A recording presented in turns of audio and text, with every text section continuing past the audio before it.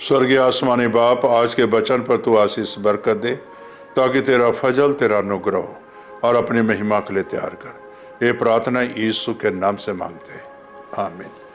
मेरे प्यारे भाई बहनों, अभी आपके सामने में वचन में से पढ़ूंगा पहला कुरिन्थियों 15 बाप उसकी 8 आयत 15 की 8 में यहाँ इस तरह लिखा हुआ है कि इसे सब के बाद मुझको भी दिखाई दिया जो मानो अधूरे दिनों का जन्मा हूँ। और 9वें में लिखा है, क्योंकि मैं प्रेरितों में सबसे छोटा हूँ, वरन प्रेरित कहलाने के योग्य भी नहीं, क्योंकि मैंने परमेश्वर की कलीसिया को सताया था। मेरे प्यारे भाई बहनों, यहाँ पौलुस रसूल जी कहते हैं और बड़ी सफाई से कहते हैं, जैसे जो प्रभु यीशु मसीह मुर्दों में से जी उठा है वो हमें भी दिखाई दिया है। मैंने भी अपनी आंखों से देखा है, एक कानों से सुना नहीं है बल्कि मैंने देखा है। पौलुस रसूल जी ये कहते हैं और मेरे प्यारे भाई बहनों यहां बड़े सफाई से कहते हैं, मुझे दिखाई दिया है जो मानो अधूरे दिनों का जन्मा हूं। यानी अपने पापों को भी आगे पढ़ेंगे तो अपने पापों को भी मानता है और उसने अपने आप पाप को स्वीकार किया है।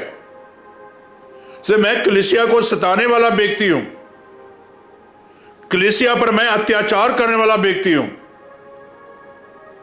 कलीसिया को जो है मारने कुटने वाला व्यक्ति हूं, उसको प्रभु ने दिखाई दिया है। तो मेरे प्यारे भाई बहनों, मेरे कहने का मतलब यही है, पौलुस को जब दिखाई दिया तो क्या वो पुरानी जिंदगी में जी रहा था, पुरानी बातों में जी रहा था? नहीं मेरे प्यारे भाई बहनों, प्रभु यीशु मसीह ने जब दिखाई दिया तो प्रभु यीशु मसीह ने उसे एक नई जिंदगी में लेकर आया, एक नया जीवन लेकर आया, एक नई आशीषें लेकर आया।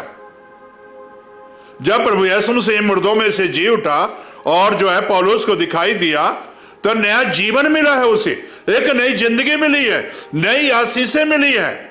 उनके आंखों में, पौलुस की आंखों में एक नई सुरमा लगा दिया प्रभु यीशु मसीह ने। मेरे प्यारे भाई और बहनों, प्रभु यीशु मसीह जब मुर्दों में से जी उठा तो उसकी जिंदगी बदल गई, जीवन बदल गया जब उसे दिखाई दिया।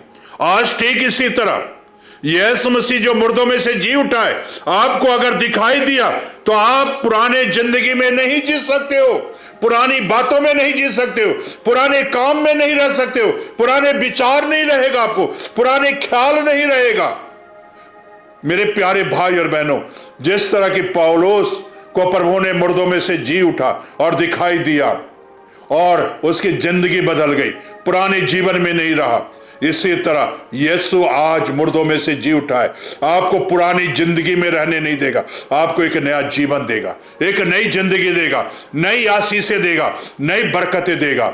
मेरे प्यारे भाई बहनों, पौलुस फिर पुरानी जिंदगी में नहीं गया, उसके जीवन में एक नया मोड़ आ गया, एक नई जिंदगी की आशीष आ गई, एक नई जिंदगी की बहार आ गई, एक नई जिंदगी की खुशबू आ गई। वो खुशबू कौन था? वो यीशु था, जिसके जीवन से खुशबू निकलती थी, वो महक निकलती थी। क्या आपके जीवन में यीशु है या नहीं है? क्या यीशु की खुशबू है या नहीं है? क्या यीशु के वचन है या नहीं है? नहीं है तो मेरे प्यारे भाई बहनों, प्रार्थना करो, आज यीशु के आगे दुआ करो और इस खुशबू को पालो, वचन ले लो।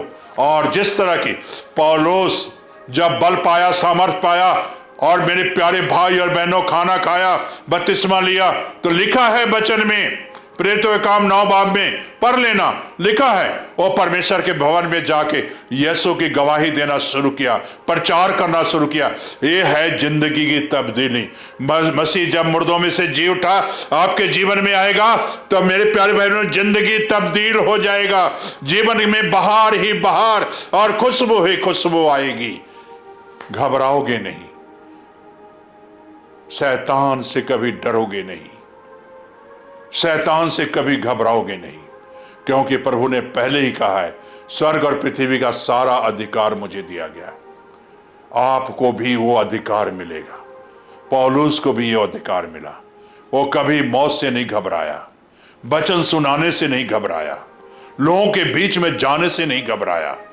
मेरे प्यारे भाई और बहनों, यीशु सचमुच मुर्दों में से जी उठा है, जीवन बदलने के लिए जी उठा है, जिंदगी बदलने के लिए जी उठा है, स्वर्ग ले जाने के लिए जी उठा है। क्या जिंदा परमेश्वर आपके पास है या नहीं है? तो प्रार्थना करो, आज यीशु के पास आ जाओ। स्वर्गीय आसमानी बाप, जो भाई बहन तुझे पुकार रहे हैं, आज खुदाबंद उन्हें आशीषित कर और उन्हें एक नया जीवन दे दे, नई जिंदगी दे दे, नई आशीषें दे दे, नई बरकतें दे दे।